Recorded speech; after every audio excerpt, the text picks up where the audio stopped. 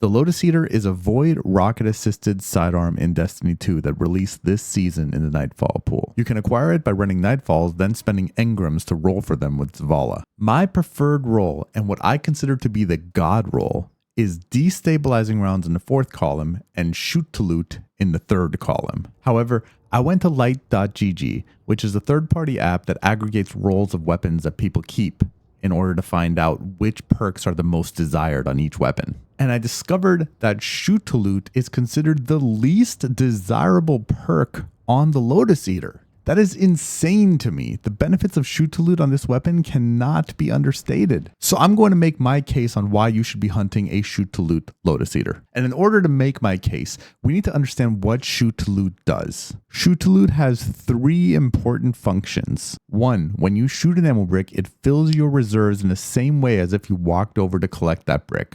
2, when you shoot any ammo brick, the magazine for each of your weapons gets refilled from reserves. That means when you shoot a green brick, you fill your special weapon, your power weapon, and your primary weapons magazines from reserves without reloading. And 3, as a final shape, shoot to loot now picks up orbs of power when you shoot them. On primary weapons, shoot to loot is often paired with explosive payload. And the reason is because the explosion from the explosive payload, the area of effect, will trigger shoot to loot. So you don't have to be completely accurate when you're shooting your bricks, which is great when you're shooting from things across the arena or if you're in the middle of a combat situation. But with the rocket-assisted sidearm, the explosion from the rocket will also trigger shoot to loot. So you don't need explosive payload on this thing to get the same functionality. So instead of explosive payload, you can put destabilizing rounds on the Lotus-Eater. So now you have a weapon that can nuke adds, but also provide utility with shoot to loot.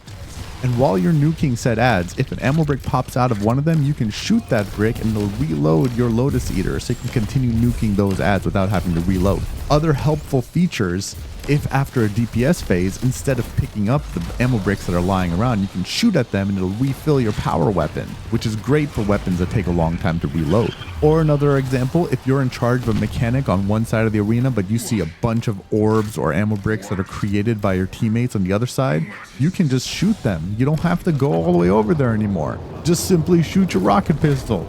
Or maybe you see a brick in a very dangerous spot next to a boss or something and you don't want to run over there and risk it. You can just shoot the brick from the comfort of your safety square. Look, the Lotus-Eater is already a 5-star weapon because of its archetype and the perk pool that it has. But now that you see the vision behind this god roll, go to Zavala and roll for a Lotus-Eater with destabilizing rounds and shoot to loot and try it yourself. Or you can go for an adept one when it's in rotation. Just do a bunch of grandmasters until you get the correct roll. Maybe you'll get lucky and you might get shoot to loot and repulsor brace on the same roll. But I guarantee you, once you learn about shoot to loot and how to use it and how great it is on Lotus-Eater, you will never swap to repulsor brace. Look, it's good in high-end content, it's good in low-end content, it's good in everything. Trust. All right, that's my case on shoot to loot for Lotus-Eater. So go out there and happy hunting. Good luck.